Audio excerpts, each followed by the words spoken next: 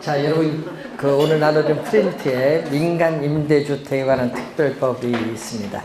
자, 여러분 교재 167페이지가 되겠는데, 자, 167페이지 그 참고해 보시면 보충학습에 민간 임대주택 특별법 있죠? 자, 그 민간 임대주택 특별법에 거기 4번부터 있죠? 4번. 기업형 임대주택부터 여러분 교재 168페이지에 12번까지 찾으셨죠? 네, 그것을 다 지우면 되겠습니다. 4번부터 12번까지 그걸 지우고 오늘 나눠드린 프린트로 대체를 하셔야 되겠습니다.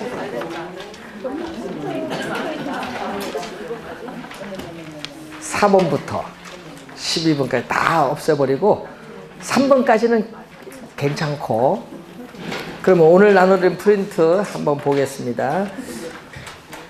자, 여러분 주의해야 될 거는 거기 중공공 임대주택 없어졌고요. 기업형 임대주택도 없애버렸어요. 정부가.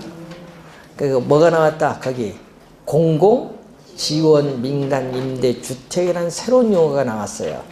자, 그래서 임대사업자가 거기 밑에 가나다라마 5개 나오는데 이 다음 강목에 어느 하나에 해당하는 민간주택, 그 5개 중에 어느 하나에 해당하는 민간 임대주택을 몇 년? 8년. 8년의 동그라미. 8년 이상 임대할 목적으로 취득하여 이 법, 민간 임대주택 특별법에 따른 임대료 및 임차인의 자격 제한 등을 받아 임대하는 민간 임대주택을 공공지원 민간 임대주택이라고 한다. 그래서 그 5개 주택 도시기금법, 주택법, 그리고 용적률 완화하는 국토의 계획 이용에 관한 법률, 그리고 라마, 그래서 공공지원 민간 임대주택 공급 촉진지구에서 건설하는 민간 임대주택, 또 국토교통부령으로 정하는 공공지원을 받아서 건설 또는 매입하는 민간 임대주택에서 5개가 있어요. 거기에 해당하면 된다, 이런 얘기죠. 자, 그리고 5번 보세요. 장기 일반 민간 임대주택에, 장기 일반 민간 임대주택이란 임대사업자가 위에서 얘기했던 공공지원 민간 임대주택이 아닌 주택을 또 8년의 동그라미 쳐야겠죠. 8년 이상 임대할 목적으로 취득하여 임대하는 민간 임대주택을 장기 일반 민간 임대주택이라는 용어를 사용하고, 단기 민간 임대주택이 있죠. 이것은 임대사업자가 또 4년의 동그라미 임대할 목적으로 취득하여 임대하는 민간 임대주택입니다. 자, 임대사업자가 나오는데 여러분 앞에서 우리 뭐 배웠죠? 기업형 임대사업자, 일반형 임대사업자 했었죠? 요거 없애버렸다는 얘기예요. 없애버려서 그냥 임대사업자로 통일. 그래서 공공주택 특별법에 따르는 공공주택 사업자가 아닌 자, 공공주택 사업자가 아닌 자로서 1호의 동그라미, 1호 이상의 민간 임대주택을 취득하여 임대하는 사업을 할 목적으로 등록한 자를 말합니다. 자, 그리고 그 10번에 보시면은 옛날 우리가 기업형 임대주택 촉진지구를 바꿨거든요. 공공지원 민간 임대주택 공급 촉진지구로 바뀌었어요. 공공지원 민간 임대주택의 공급을 촉진하기 위해서 지정하는 지구로 바뀌었습니다. 네, 그래서 용어를 좀 봐두시고, 그 다음에 여러분이 거기에 또 뭐가 나오죠? 역세권 등이라는 거 나왔죠. 그래서 우리는 가나다라마 이 5개 중에 어느 하나에 해당하는 시설부터 몇 킬로? 1km 밑줄. 1km 이내 거리 이내에 위치한 지역을 역세권 등이라는 용어로 정의를 내렸어요. 자, 그리고 주거지원 대상자라는 용어가 새로 들어왔죠. 청년, 신혼부부 등 주거지원이 필요한 사람으로서 국토교통부령으로 정하는 요건을 충족하는 사람. 또 복합지원시설의 용어도 또 들어왔습니다.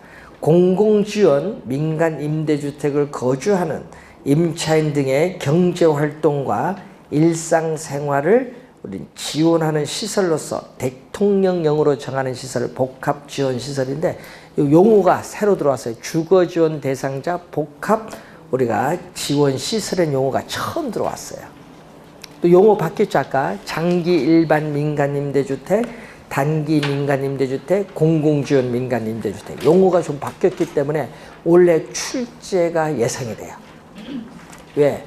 그리고 출제위원들은요 이런 정책이 바뀌면은 새로운 용어 나오면 출제를 해요. 그래서 원래 출제 예상되니까 한번 잘 정리를 좀 해두시기 바랍니다.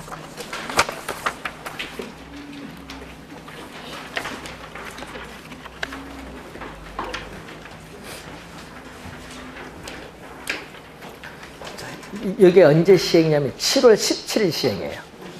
7월 17일부터 경과기간을 두는데 그런데 우리는 7월 17일에 시험은 10월 며칠 네 번째 주잖아요. 그러니까 여러분 지금부터 배워두는 게 나아요. 바뀐 거니까. 자, 245페이지에 저당의 유동화로 갑니다. 자, 저당의 유동화를 보면은 자,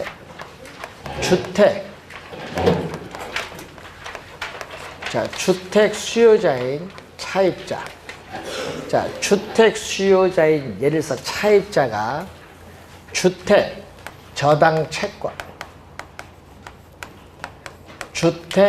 저당 채권을 설정을 해서 우리는 금융기관으로부터 대출을 받는 거죠. 자, 금융기관은 뭐 은행이나 보험회사 같은 금융기관을 말합니다. 이때 이 금융기관은 1차 대출기관이라고 합니다. 1차 대출기관. 은행보험회사인데 주택저당채권을 설정해서 한국주택금융공사의 보증서를 받아서 금융기관으로부터 대출을 받아요. 그 한국주택금융공사의 보증을 받아서 대출을 받는 걸 뭐라고 하죠?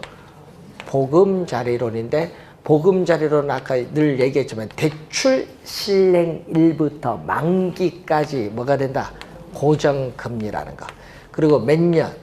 우리 네 가지밖에 10년, 15년, 20년, 30년. 대출 기간은 이렇게 네 가지밖에 없어요. 10년 이상의 장기 대출입니다. 10년 이상의 장기. 그래서 한국주택금융공사의 업무 중에 장기 모기지론을 공급하는 업무가 있어요. 10년 이상의. 자, 우선은 자, 대출을 받았는데 이 주택 구입을 하는 자금을 원하는 수요자와 주택 자금을 어떻게 돼요? 공급해주는 금융기관으로 이루어지는 이 시장을 우리 뭐라고 하냐면 1차 저당 시장이라고 해요. 1차 저당 시장. 자, 1차 저당 시장은 주택 저당 채권. 주택 저당 채권이 뭐가 된다? 형성되는 시장. 주택 저당 채권이 형성되는 시장을 우리는 1차 저당 시장이고 이걸 또 우리 다른 용어로 쓰면은 주택 자금 우리는 대출 시장. 주택 자금을 대출해주는 시장. 예? 또는 다른 말로 주택을 담보로 해서 대출해주는 시장. 다 같은 말인데 주택 자금 대출 시장, 주택 담보 대출 시장 다 같은 말. 여기 무슨 시장? 1차 저당 시장. 자, 우리나라는 1999년까지는 1차 저당 시장밖에 없었다라는 거. 그런데 문제는 금융기관은 주택자금 대출 재원이 무한히 존재하는 것이 아니라 한정된 재원을 가지고 있어요. 자, 뭐 예를 들어서 한정된 재원, 예를 들어서 5조를 가지고 있다. 5조를 융자해주고 나면 없어요. 한정된 재원을 가지고 있기 때문에 금융기관은 문제가 생겼어요. 어떤 문제? 주택자금을 계속 주택 재원 현금이 부족해져요. 현금이 없으면 은행은 파산이잖아요. 그러니까 현금이 부족해지는 뭐가 발생한다? 유동성 부족이 발생해. 자, 유동성 부족에 따르는 문제가 발생해요. 자, 유동성 부족에 따르는 문제가 발생을 하죠. 그러면은 유동성이 부족해지면은 유동성 위험은 점점 유동성 부족해지면 유동성 위험은 점점 뭔다? 높아져. 유동성 위험이 높아지면 금융기관은 파산할 가능성이 커지는 건데, 그래서 이 문제를 해결하자. 한정된 재원을 가지고 있기 때문에 계속 대출해 줌으로써 현금, 대출 재원 현금이 부족해지는 유동성 문제가 발생해서 유동성 위험은 점점 높아진다. 이 문제를 해결하기 위해서 도입된 제도가 2차 저당 시장 제도입니다. 언제부터? 우리나라 2000년부터 시행이 되고 있습니다.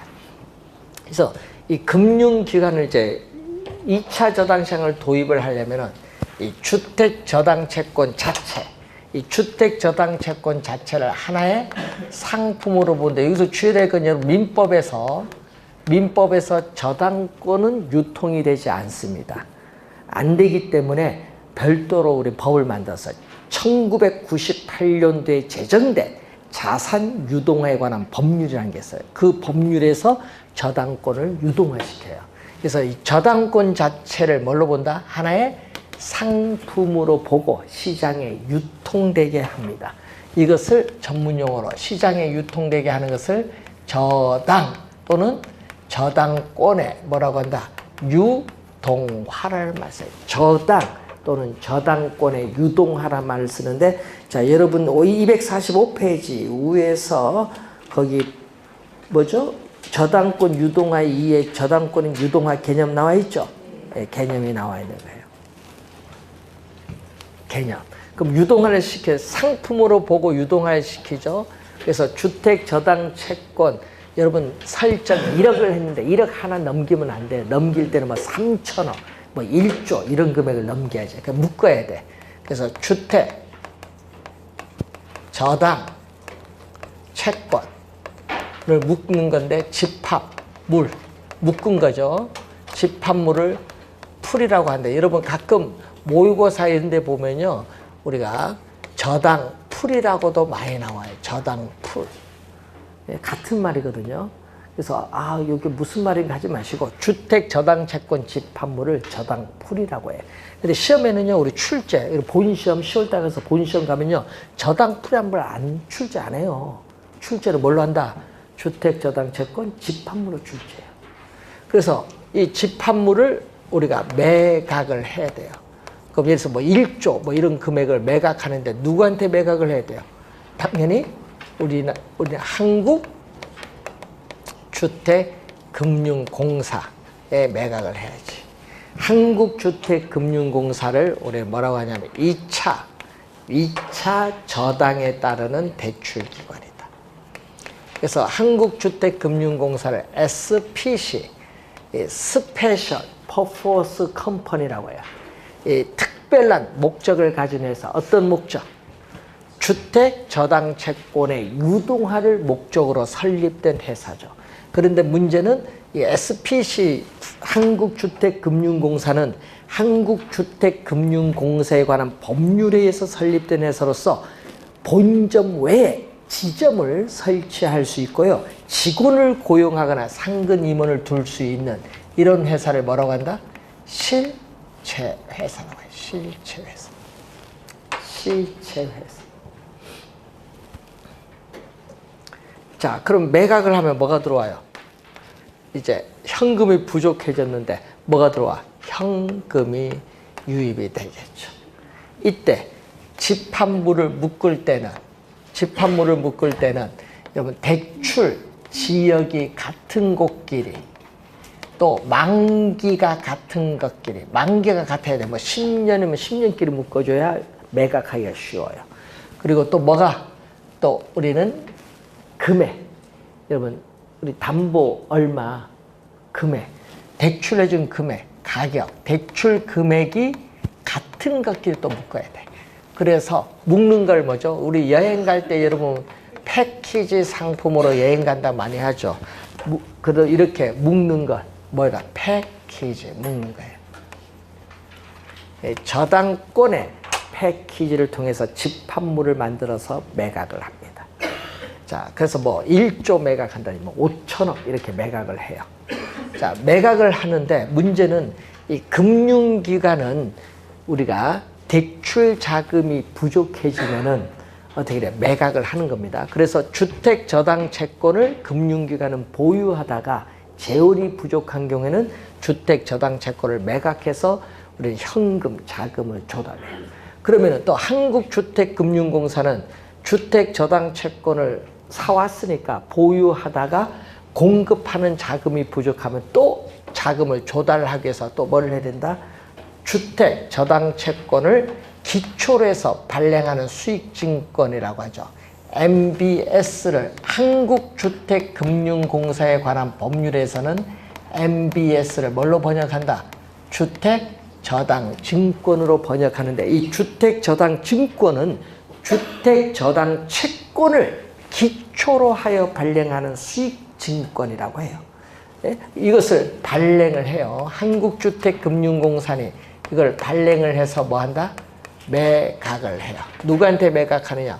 뭐 투자자, 뭐 여러분 증권회사도 있고 은행도 있고 기관 투자자 대표적으로 매각을 하게 되면은 뭐가 또 들어오죠? 현금이 또 들어오죠. 자, 그래서 투자자로부터 자금을 공급을 받아서 금융기관의 자금을 공급을 해주는 이 시장을 우리 뭐라고 한다? 2차 저당시장이라고 해요. 2차 저당시장. 2차 저당시장인데 뭐죠? 아까 주택 자금을 뭐 해주는 건다? 요거는 주택 자금을 공급을 한다. 주택 자금을 공급해주는 시장이다. 그래서 기존의 주택 저당 채권을 어떻게 돼요? 금융기관과 투자자세 서로 사고 파는 시장이죠. 사고 파는 시장을 2차 저당시장입니다. 그럼 2차 저당시장이 도입이 되면 금융기관은 요 문제를 해결해요. 현금이 유입이 되니까 유동성 부족 문제를 해결하죠. 유동성은 뭐 한다? 부족됐던 것이 뭐 한다? 증가를 하죠. 증가를 하면서 유동성, 위험은 뭐 한다? 감소하죠. 13회 시험과 21회 시험에 출제를 했습니다. 21회는 정답으로 물었죠. 자, 국제결제은행을 BIS라고 해요. 국제결제은행 기준 자기자본, 은행 건전성 지표는 8%인데 이 자기자본 비율이 어떻게 돼요? 높아져요. 그러면 은행이 외부로부터 자금 조달이 훨씬 쉬워지는데 왜 높아지냐? 바로 누가 보증한다? 우리는 국가가 보증하기 때문에 그래요. 그래서 정부와 한국은행이 2조 원을 출자해서 설립한 회사를 말하는데 2004년 3월 1일 한국주택저당채권 유동화 주식회사와 주택금융신용보증기금이 합병을 해서 2004년 설립을 했어요. 이것은. MBS는 첫 발행은 2000년도 3월 24일 첫 발행을 해서 우리나라는 2000년부터 2차 저당시장이 도입됐어요. 그러다가 중간에 합병해서 이 기관으로 바뀐 겁니다.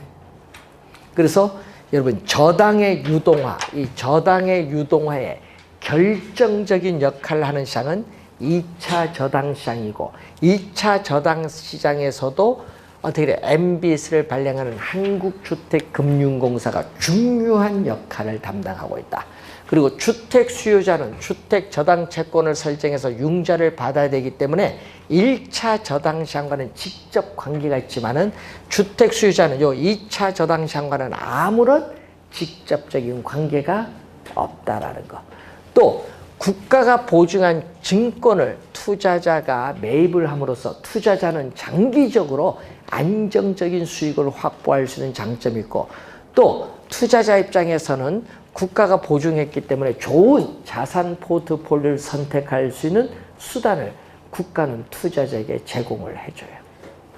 국가는 MBS 발행 규모를 조절함으로써 주택시장의 경기도 조절하고 주택 수요자인 차입자는 주택가격, 집값의 최대 70%까지 융자가 가능하기 때문에 이전보다 쉽게 주택을 구입을 할 수 있다는 장점이 있어요. 여러 장점들이 있죠.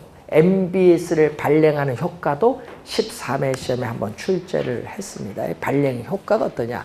수요자 입장, 금융기관 입장, 국가 입장, 투자자 입장에서 어떤 효과가 있느냐, 뭐 그런 얘기고, 자, 저당의 유동화를 원활하게 하기 위한 조건이 있어요.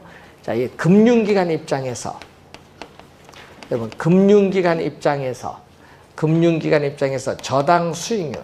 자, 여러분, 금융기관 입장에서의 저당 수익률은 주택담보대출 금리입니다. 예? 또 2차 저당 시에서 판매하는 상품, MBS, 주택저당증권의 수익률이 있고, 또 투자자 입장에서 투자자가 MBS에 투자하기 위해서 최소한 충족되어야 할 요구 수익률인데, 여러분 투자자는 최소 충족되어야 될 요구 수익률을 나는 3% 보는데 MBS 수익률은 4%다. 근데 금융기관의 주택담보대출 금리는 5%다. 이렇게 돼야 금융기관은 뭐다? 우리는 주택저당 채권을 매각해서 이익을 얻어요. 자, 이게 바로 저당의 유동화를 원활하게 하기 위한 조건이에요. 저당 유동화에 있어서의 전제 조건이 나오죠. 자, 그리고 여러분, 금융기관은 2차 저당시장이 도입되기 전에는 단기로 자금을 조달해서 장기 대출을 해줬어요. 장기 대출 운용을 하다 보니까 자금의 경직성이 너무 커요. 그래서 이걸 해결하는 게 2차 저당시장이죠. 2차 저당시장이 도입됨으로써 단기 조달하는 자금을 뭘로? 매각하니까 계속 자금이 들어오잖아요. 그러니까 단기 자금을 장기 자금으로 대체하는 효과가 있어요. 그래서 주택 금융의 활성화에 큰 기여를 하는 게 저당의 유동화입니다. 245페이지 위에서 5번째 보면은 단기 자금을 뭘로? 장기 자금으로 대체하는 효과가 있다라는 거.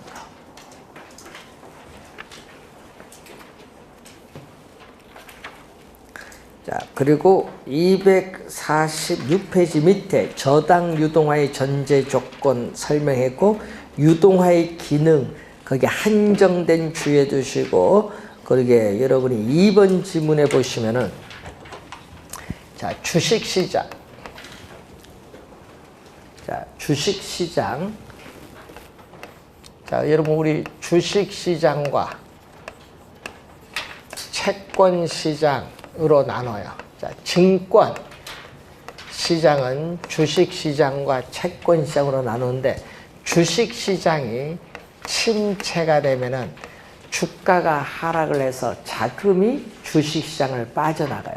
빠져서 어디로 가겠어요? 수익률이 높은 부동산 시장으로 유입이 되면은 부동산 시장에서의 투기적 수요가 유발되면서 자금 흐름의 왜곡이 발생해요. 그쪽으로 돈은 가지 마라. 어디로 가라?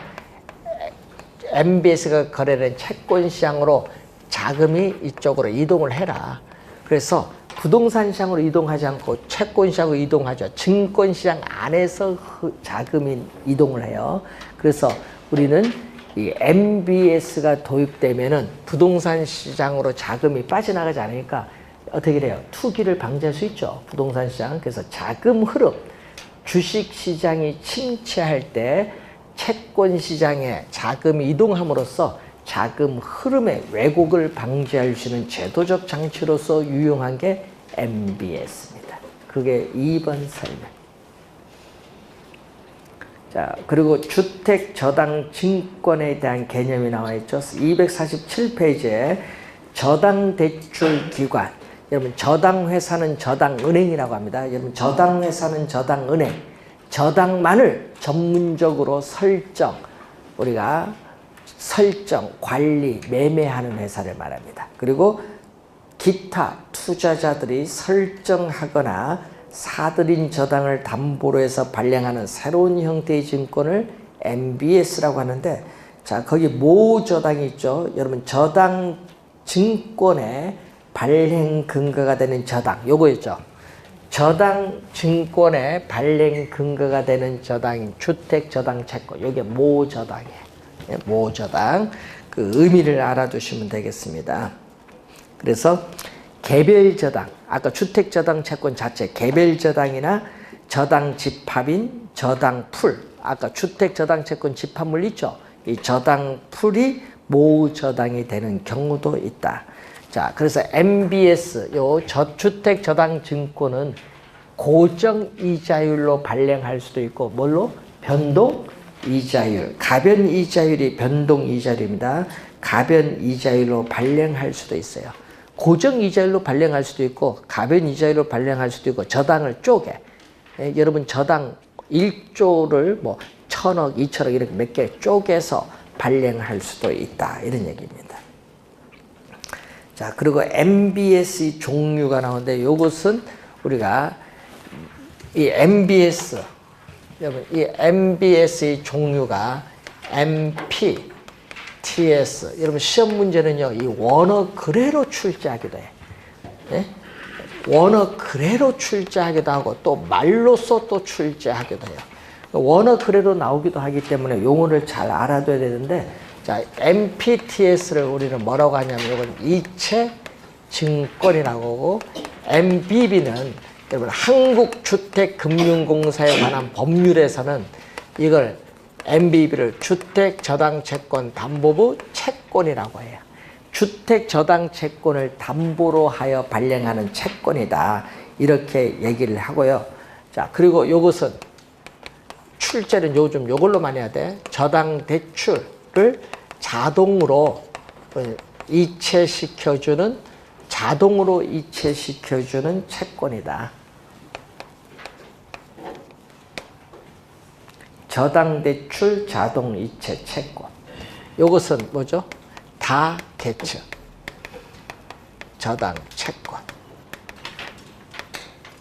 그래서 이것을 또는 우리 직불카드 생각하면 돼요. 저당 직불채권이라고 돼요. 직불카드 생각 염두에 두시면 돼요. 저당 직불채권인데, 문제는 우선 원어부터 기억 좀 해둬야 되는데, 요 매치를 좀 시켜야 돼요. 근데 문제는 요것은 세 가지는 다 뭐다? 요 세 가지는 채권이라는 걸 기억해두고, 증권은 뭐? 요거 하나. 요 S는요, security는 증권으로 번역하는 거예요. 그래서 증권은 요거 하나, 나머지는 뭐다? 채권. 요 네 가지를 잘 기억을 해야 되는데, 문제는 이 네 가지 내용이 시험 문제 출제를 하는데, 여러분이 뭐 작년, 재작 2년 나왔지만 상당히 중요하거든요. 그래서 문제는 요즘에 보면 여기서 지문 한두 개, 여기서 지문 뭐 두세 개 해서 같이 출제를 많이 했는데, 하여튼 정답은 어디서 묻는다? 정답 지문은 여기서 정답을 물어요. 그래서 잘 공부해야 돼요.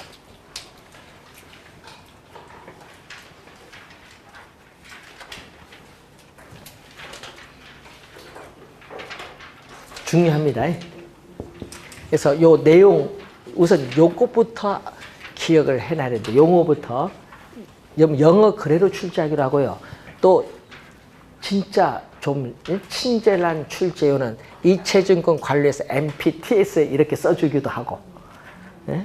그래서 여러분이 시험 문제 요 뒤에 한글이 안 낼 수도 있거든요. 그냥 원어로 출제할 수도 있으니까 좀 여러분이 매치를 시켜서 공부 좀 해도 됩니다. 내용은 그 있죠? 그 내용 많이 나오네요. 내용은 3, 4월 강의 때 좀 더 자세하게 진행을 할 겁니다. 우선 요 구조부터 보고 요 네 가지 있다는 것 정도만 1, 2월은 기억을 좀 해두시면 되겠습니다.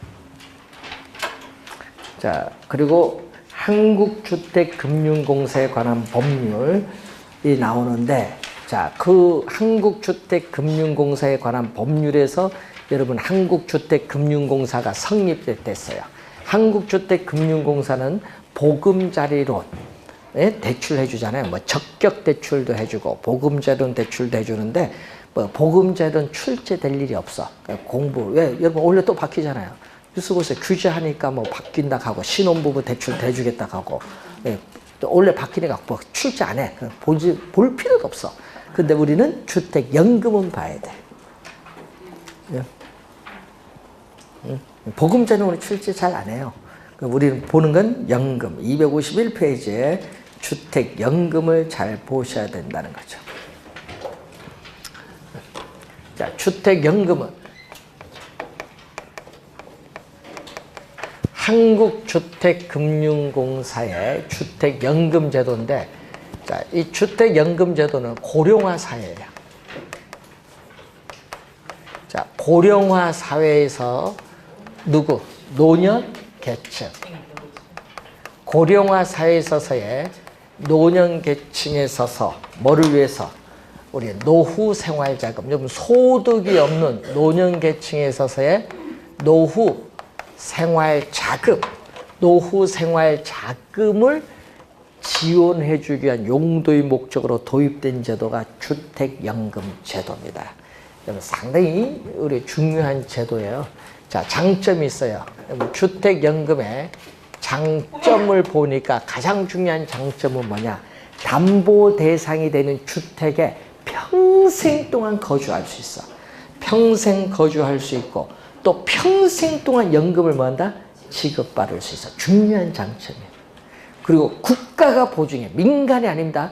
한국주택금융공사는 아까 누가 보증? 국가가 보증했잖아요. 국가가 보증하기 때문에 떼먹을 염려가 없어. 주택연금 중단 위험이 없다. 중요하죠. 또 세제상 혜택이 있어요. 여러분 연금 저당권 설정 시에 뭐한다? 국민주택 채권 매입 의무 뭐다? 면제. 여러분 주택 사면 국민주택 채권 사야 될 거 아니에요. 면제가 되고 또 등록세, 노노천 특별세, 지방교육세 20% 이거 있잖아요. 이거 다 면제야. 다 면제. 좋죠. 또 중요한 게 있어요. 이용 시에는 이 주택연금 이용 시에는 이자 비용이 있거든. 대출 받으니까 이자 비용 200만 원 한도 내에서 매년 세액 뭐가 돼? 공제가 돼. 그리고 또 주택 가격 5억 원까지는 재산세 25%를 감면해줘. 5억 원까지는? 그럼 5억 원, 예를 들면 7억이다 그러면 어떻게 돼? 7억 원. 그럼 7억 재산세 나왔죠? 거기서 5억 원 해당하는 금액에 해당하는 그 재산세 있을 거 아니에요? 거기서 25% 감면 그거는 받아요. 그래서 여러분이 하여튼 5억 원까지는 재산세 몇 프로? 25% 감면이 돼요. 또 합리적인 상속이 강했는데 여기서 여러분이 어떻게 돼요? 정답을 많이 묻거든요. 자, 합리적인 상속이 가능하다는 건데, 자, 여러분 연금 지급 총액, 연금 지급 총액이 5억이에요. 주택 처분 가격, 주택 처분 가격이 7억이에요. 그럼 어떻게 돼요? 요게 크죠? 크면 어떻게 돼요? 2억 남아요. 남는 부분은 누구에게? 가입자인 상속인에게 지급을 합니다. 그런데 문제는 그렇지 않고 이번은 연금 지급 총액은 5억인데 주택 처분 가격은 4억이다. 이렇게 되면 1억 부족하죠.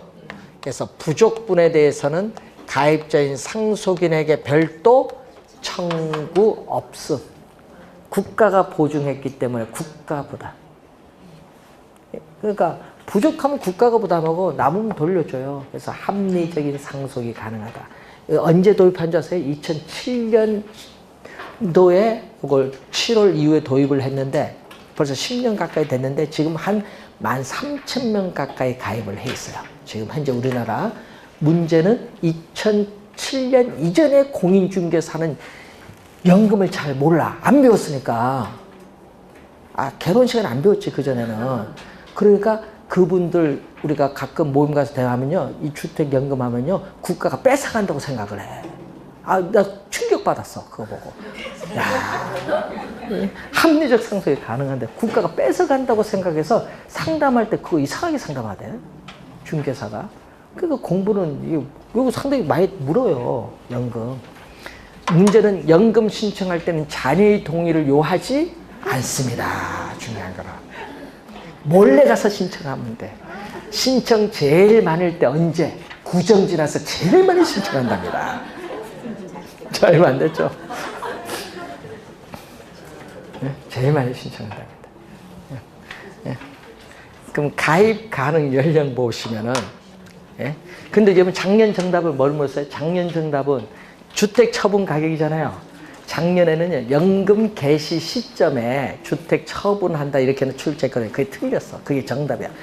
주택 처분은 여러분 다 죽고 나서 해야 돼. 주택 소유자, 배우자 사망한 후에 주택 처분 가격으로 연금 지급 중에 일시상환해야 돼. 그러니까 언제 처분해야 돼? 여러분 다 죽고 나서. 그게 정답인데 연금 개시 시점으로 작년 출제한 거예요. 그게 정답, 작년 시험. 가입 연령 251페이지 맨 밑에 보세요. 뭐가 나오죠? 주택 소유자 또는의 동그라미. 주택 소유자 또는 배우자가 만 60세 이상. 근저당권 설정일 기준인데 둘 중에 하나입니다. 자, 주택 소유자가 만 57세, 배우자가 63세, 연금 가입 가능해요. 근데 주택 소유자 65세, 배우자 만 59세, 이것도 가입 가능해요. 하여튼 둘 중에 한 사람만 60세 넘어가면 돼요. 요 처음 도입할 땐 65세였는데 하여튼 많이 낮아졌어요. 그리고 확정 기간 방식이 있거든요. 그래서 요거는 주택 소유자 또는 배우자가 만 60세 이상인 자 중에서도 연소자가 얼마? 만 55세에서 만 74세. 만 50, 여러분 확정 기간은 5개 있어. 우리나라 10년, 15년, 20년, 25년, 30년이 있는데 여러분 10년 선택을 한다. 확정 기간 10년을 선택하면 만 74세 선택하면 10년이 돼요. 그리고 만 55세 선택을 하면 30년 선택 가능해요. 그래서 만 55세에서 뭐? 74세. 왜? 연금 우리 설계할 때 84세 기준에서 설계했거든요. 그때 조사를 했더니 어떻게 돼요? 생존기간 조사했더니 여성분 84세, 남성분 81세 해서 84세 기준에서 설계했어. 그래서 그래요. 주택 보유수는 부부 기준 1세대 1주택자가 기준이에요. 기준인데 이게 원래는 그렇게 했는데 이게 또 세월이 지나면서 바뀌었어.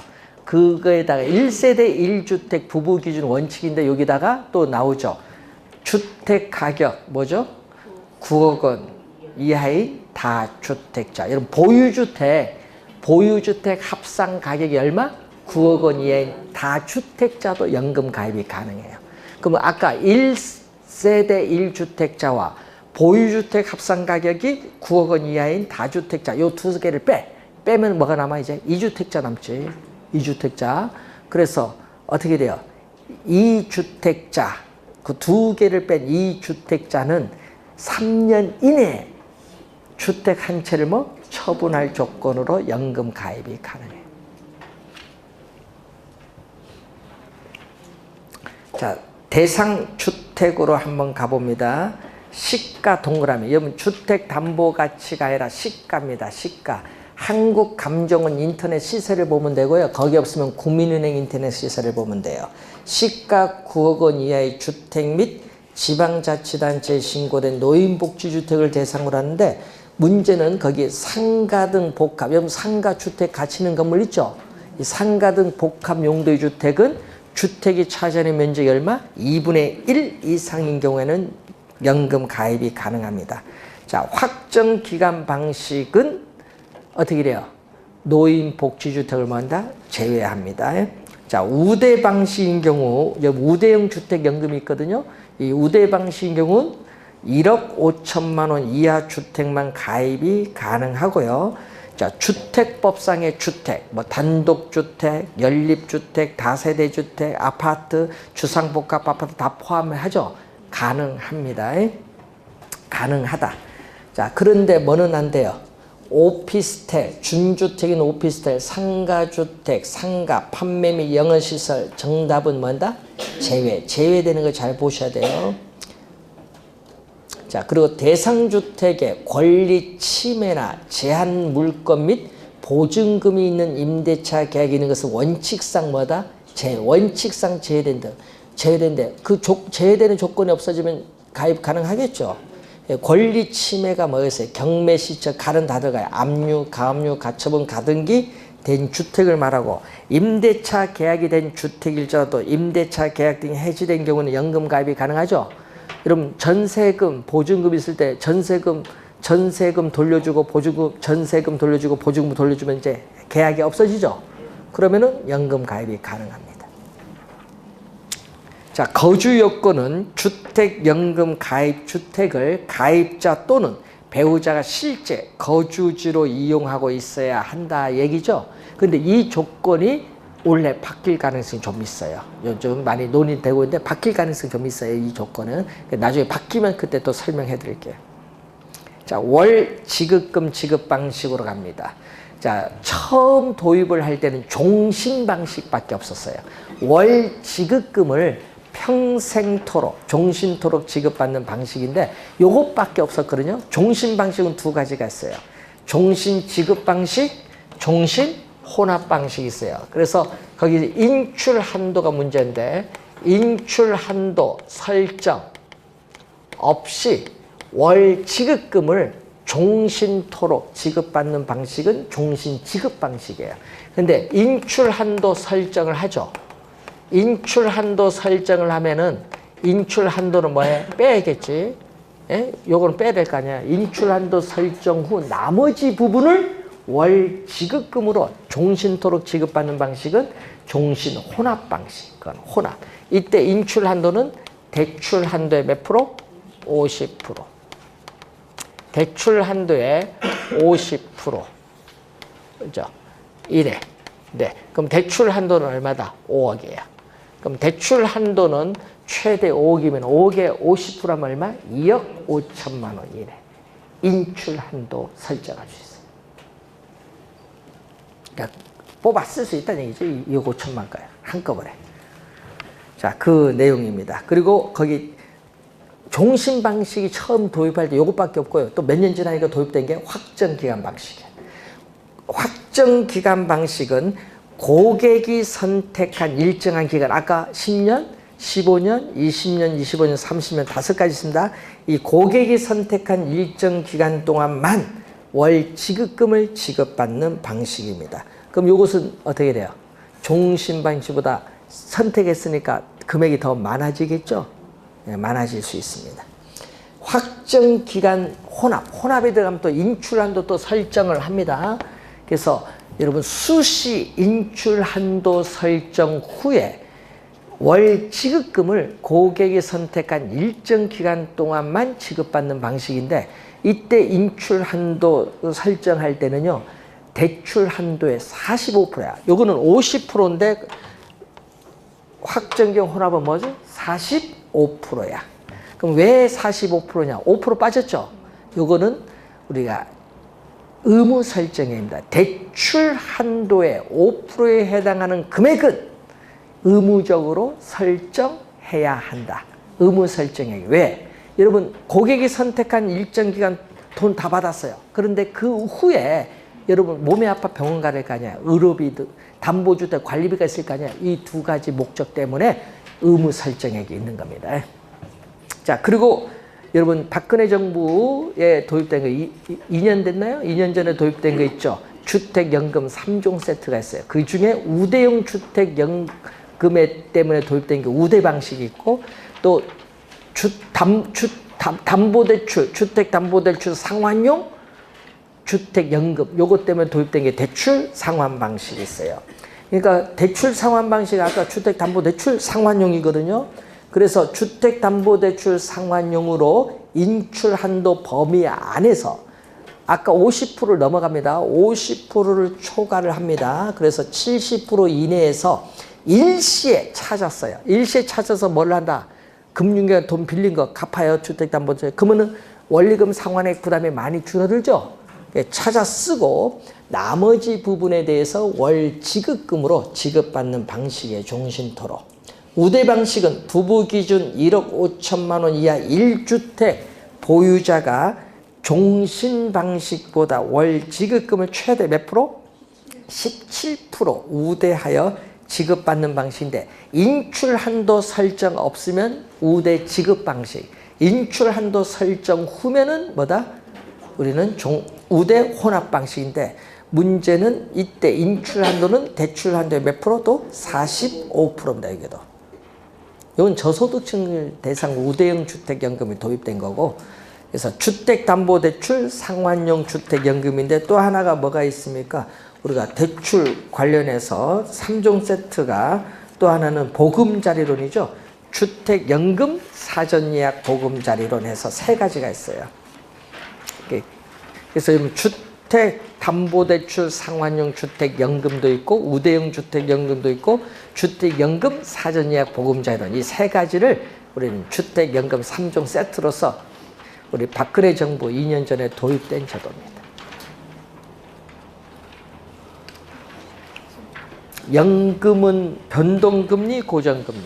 주택연금은 보금자리로는 고정금리. 요거는 무슨 금리? 변동금리. 변동금리인데 대출금리는 무슨 금리? 기준금리인데 처음에 요거 도입을 할 때는요. 요게 1.1%였어요. 1.1% 일률적으로 적용했는데 지금은 가상금리니까 여러분 차입자 신용에 따라 뭐 3% 적용할 수 있거든요. 높아요. 요즘 금리는. 처음은 1.1% 적용했어요. 지금은 뭐다? 1.1%보다 높아요. 가상금리가 차입자 신용도니까. 근데 기준금리가 처음에는요. 뭐밖에 없었어요. 처음에는 도입할 때는 CD 금리 요거 하나밖에 없는데 여기다가 하나 더 도입됐죠. 뭐 2012년에 이게 도입됐으니까 코픽스 금리인데 뭐 기준? 코픽스 금리인데 신규 아까 두 가지 있잖아요. 신규 취급액 기준, 잔액 기준에서 뭐를 기준? 신규 취급액 기준 코픽스 금리. 요거 두 가지가 있어요. 기준 금리. 여러분이 뭐 결정해서 정하면 되겠죠. 보증기한은 종신. 그러니까 주택 소유자와 배우자 사망 시까지 보증해 줍니다. 그럼 주택 소유자와 배우자를 합쳐서 이용자라고 하거든요. 그럼 여러분 중요한 건요. 주택 소유자가 사망을 하면은 여러분 연금을요. 예를 들어서 월 200만 원 받고 있어요. 주택연금 월 200만 원 받고 있는데 매월 일정한 금액을 연금으로 받잖아요. 그럼 받는데 주택 소유자가 사망을 했어. 그래도 배우자에도 월 200만 원 그대로 지급해요. 뭔지 알겠죠? 우리 국민연금은 뭐예요? 여러분 가입을 했는데 돌아가시면 100% 안 주죠. 예? 그래서 국민연금 안 좋은 거야. 100% 줘야지. 예? 그래서 주택연금이 그래서 좋은 거야. 평생 동안 받을 수 있어. 그래서 요즘 교사들이 제일 좋아하잖아요.